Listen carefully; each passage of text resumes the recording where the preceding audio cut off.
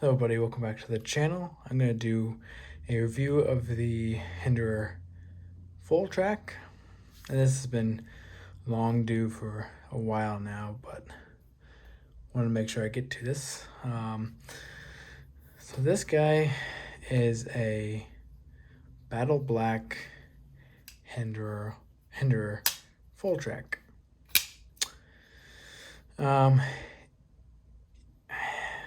Knowing that the half track was a tank like vehicle in World War, and then Fulltrack was technically also a tank later on. Basically its predecessor in the sorts. So this is named after a tank. And by the way, this is centered. It is a tank. It is pretty darn thick, pretty darn large. Speaking of that, let's do size comparisons. Also, please like the Facebook page and follow the Instagram and subscribe, please. What's interesting is this is one of those knives that's deceiving. It is a bigger knife. It's not what I would classify as large. Well, I guess it's right at the cusp. So a large knife is going to be a blade length about 3 3/4 to 4 inches. This is right in that line. It's right there. But overall, the construction makes it a relatively larger knife. It is not what I would classify a large folder. It is definitely full-sized, or like on the cusp, hitting that large realm. But let's do some size comparisons to a Hinderer XM18 3.5 inch, which is what I would call a full-size knife. There you go. It is, as you can tell, the Fulltrack is larger. It's definitely a big boy, that's for sure. Let's do the Shaman. As you can tell, quite a bit larger.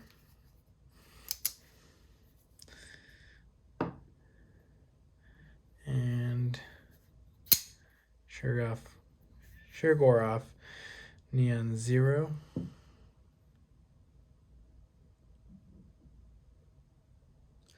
As you can tell, actually blade length, they are pretty darn close, if not the same. But I mean, handle length, totally different. This definitely dwarfs the Neon. The 940 here.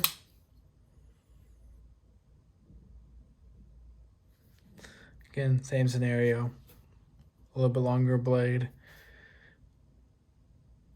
Definitely larger handle. Got plenty of space for your hand, that's for sure.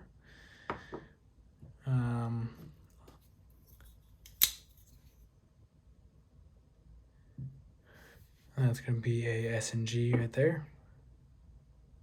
Fairly similar in size. This is obviously going to be a little larger. Now let's do a Strider SMF, which is a large folder.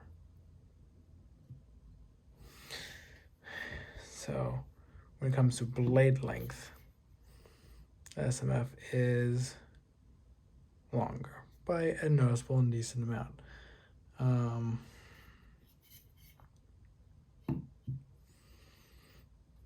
But the reality of it, to most people, this hits the large category. Last but not least, the half track.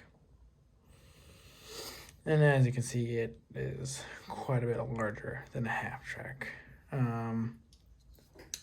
So at the end of the day, this is not going to be for everybody, and that's okay. But for those who want a large tank-like Hinderer, or something that's not your XM18s or your 24s or anything like that, it's very Hinderer, but also different. This is definitely a great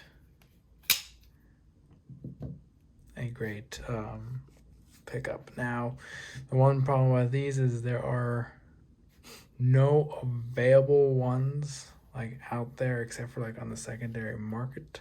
So that's what you would have to do to pick one up. So I can't really provide a link or anything like that. But if you can find one, get a hold of one, it is definitely worth it. That's for sure. Sorry, just doing some adjusting here. But knowing that is just the reality of it. It's just harder to get one. They're not as readily available.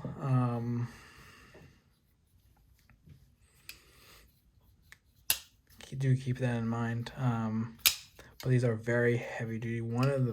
This guy in particular is in S35V, and so it is a great user. It is a fantastic user. So it can take a beating. It can stay sharp, fairly reasonable, like for quite a long time. Not like 20 CV standards, obviously, but still, you're not really gonna notice that big of a difference. And using this also gonna be easier to sharpen. This is the Spento I guess grind configuration. So you can kind of see it right in there, barely, but it is there. So this is robust. This can take a hit, but also it's fairly thin behind the edge, if you can see that. There you go. And so this will both take a beating, but also slice really darn well. It's actually surprising. So this can do about everything you need it to. You can choke up a little bit there if you need to. But yeah, this can do just about anything you need to do. This would be a very good, like, you know how you always talk about like end of the world scenarios, what knife or what folder and fixed blade would you want to carry on you? And this is a folder that I would feel very confident in. Another reason why I feel confident is right here. This backspacer you got right there is the tool to take it apart. It works for these little screws here, and it works for your backspacers. Now, let's talk about like real world scenarios. So there was a job that I was on, and as an electrician, you have to run wire quite often. And we were actually working on a ground mount solar array. And so when we were trenching, there was a driveway we had to go under. And by the driveway, most of the dirt was like sand. So it will get everywhere, hard to trench. But besides the point is, when we're pulling wire, I was pulling the wire through, or pushing it through.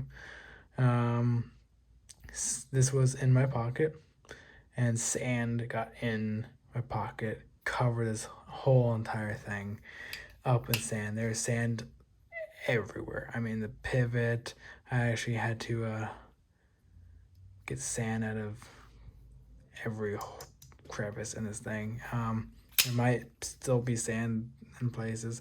I actually don't know the extent, except for one thing. It was really nice. The action was awful. It was having trouble locking up after it basically got dropped in the sand. This is running on bearings, so that's why. Possible runs would not have that issue, but since this is also a tri-way pivot, as you can see, I could have changed it out and not really worry. I prefer the action with the bearings overall. I do know in scenarios like that it would cause issues like it did. It was not, but one thing that I absolutely loved was I took this, went to my van, put it on the seat, took it completely apart, got some alcohol swabs and whatnot, cleaned it all out, put it back together like that, got it flipping and centered, good to go in field within 5 minutes, back up and running. I mean, one of the quickest disassembles I've ever done. Quickest cleaning I've ever done of a knife like that. It's awesome. It is great to have that tool just there so you can take it apart when you need to. Clean it when you need to. When you get sand everywhere and if it so happens and you need to clean it, it is there ready to be taken apart, cleaned and put back together and running super smooth.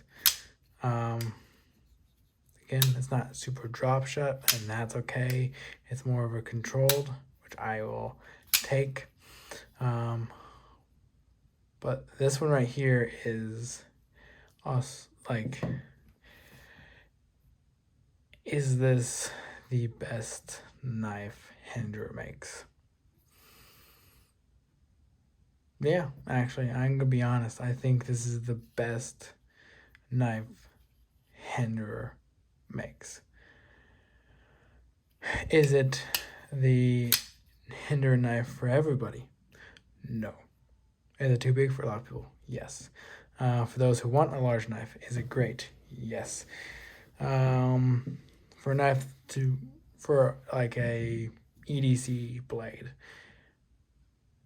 it's great. Handles any task you need to handle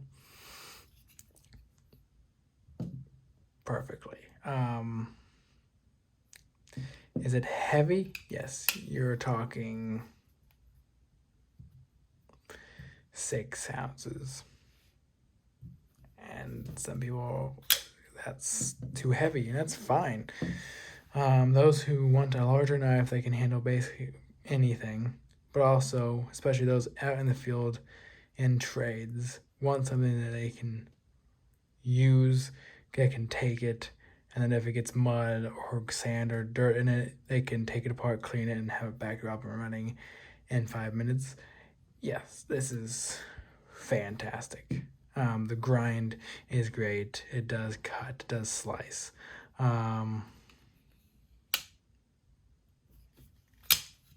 It could handle itself in a fight if you need to do, but I'm not saying you necessarily should. You should never put yourself in that scenario. But overall, ergonomics, obviously it's not the best that Hinderer has to offer. That would go to like the Eclipse. That's fine. The Eclipse will take that. But is it better than 90% of the other knives out there? Yes, absolutely. Is it more than comfortable enough? Yes, for everyday use, for hard use, yes.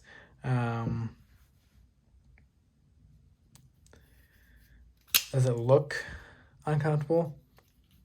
To be honest, yes. It looks like it would be very uncomfortable, but everything is knocked down very nicely. Here is knocked down nicely. So is this. Everything is knocked down. Everything is very, like, the detail on the Fulltrack is fantastic. Between the crowning up here and the nice jumping that's not too aggressive, but just aggressive enough. To this right here. I mean, the detail is great on this guy. And the fact that the pivot is shaped this way, that way you don't have to hold it with another thing. You can just go right through. I mean, it's great. It's not gonna spin on you. One thing that I do like too is how easy it is to just it's not, rough in there. It's not hard to disengage.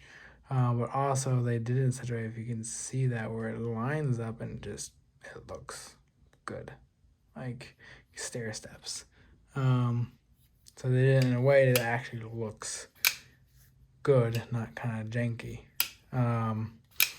The one thing that some people might have a problem with is the flipper tab. Now they do kind of recess it, so it's not that big of as big as it could be, but it still pokes out there quite a bit, if you can tell. So if you do intend to ever have anything in your pocket, this will definitely be tapping it, hitting it.